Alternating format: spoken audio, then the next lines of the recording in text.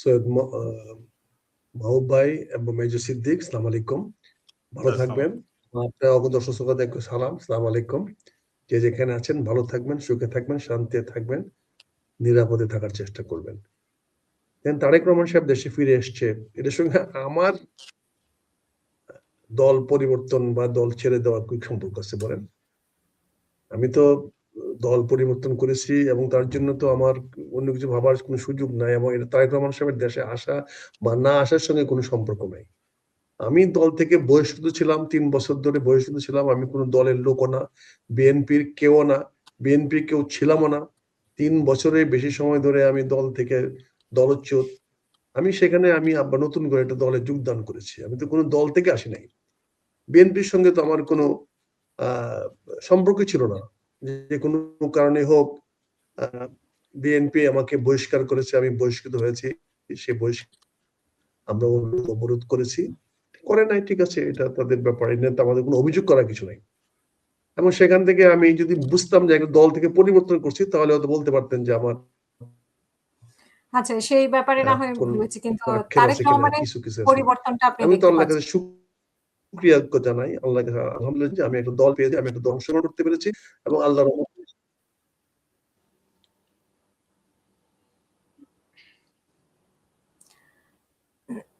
আমি আপনার প্রশ্ন শুনতে পাইনি, প্রশ্ন আমার বলেন। হচ্ছে যে তার মানে তারেক রহমানের কয়েকটি প্রোগ্রামে তো আমরা দেখলাম, তাতে আপনার কি মনে হচ্ছে যে আমরা দূরে বসে যে তারেক রহমান সম্পর্কে মানে বলতেন আপনি বা অন্যরা, সেই তারেক রহমানের এই তারেক আমি রহমানের তো আপনার মতো সাংবাদিক, আমি তো আপনাদের মতো সাংবাদিক, আমি প্রশ্নগুলো কিছু শুনতে পাচ্ছি না। আমি বুঝতেছি না আমাদের লাইনটা কি আচ্ছা, ডিস্টার্ব আপনি করতেছে, আমি কন্টিনিউ শুনতে করেন, পাইনি। আপনার আবার রিপিট করবেন প্রশ্নটা। আমি বলছি যে মানে তারেক রহমানের যে পরিবর্তনটা, এই পরিবর্তনটা আপনি কিভাবে দেখছেন? মানে ভালো পরিবর্তন মনে হচ্ছে না খারাপ পরিবর্তন মনে হচ্ছে? মানে আপনার কাছে আপনার মূল্যায়নটা কি? আমি সেটাই জানতে চাচ্ছিলাম।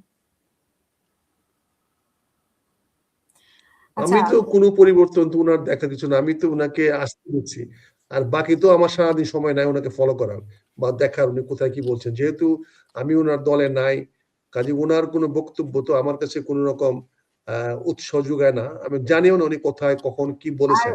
আর এটা দলের যেটা বলা নেতা কি হচ্ছে বলছেন সেটা আনন্দবাজার জবাব দেওয়ার দায়িত্ব আমার না।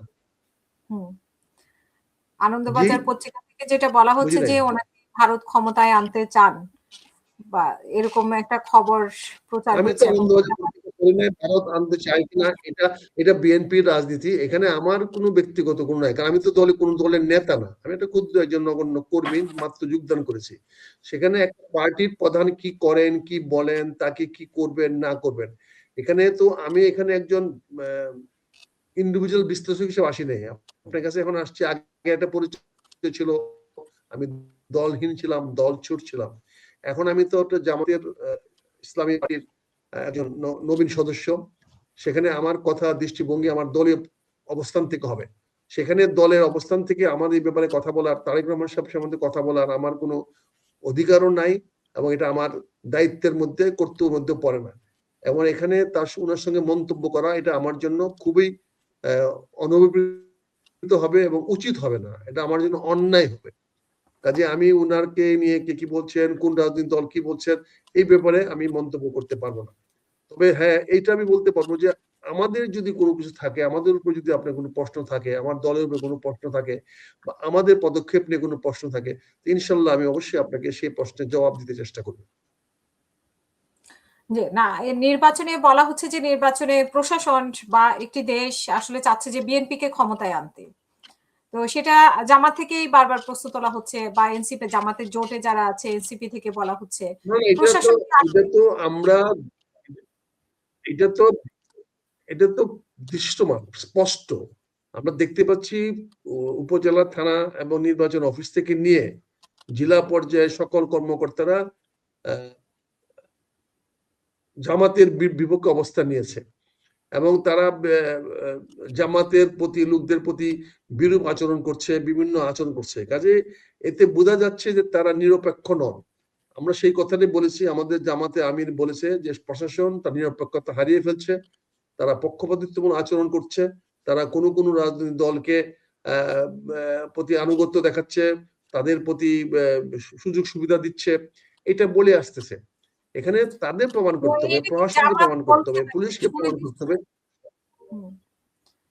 এটা কি জামাত কথার কথা বলছে, না সেখানে প্রেশার ক্রিয়েট করার জন্য বলছে নাকি কথা আসলে? বলবে কেন?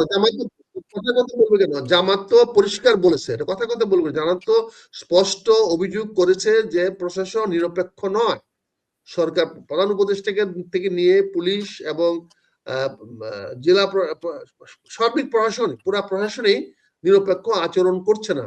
অর্থাৎ এখানে জামাত সেখানে তার কোনো ন্যায় বিচার পাচ্ছে না, এই কথাগুলো বলেছে। এবং সেখানে সুস্পষ্ট বলেছে তারা একটি রাজনৈতিক দলের প্রতি তারা পক্ষপাতী দেখাচ্ছে। এবং সেটার বিরুদ্ধে আবার সেই ব্যাপারে আবার মন্তব্য করেছেন ক্যাবিনেট সচিব যে না, তারা কোনো পক্ষপাতিত্ব দেখায় নাই।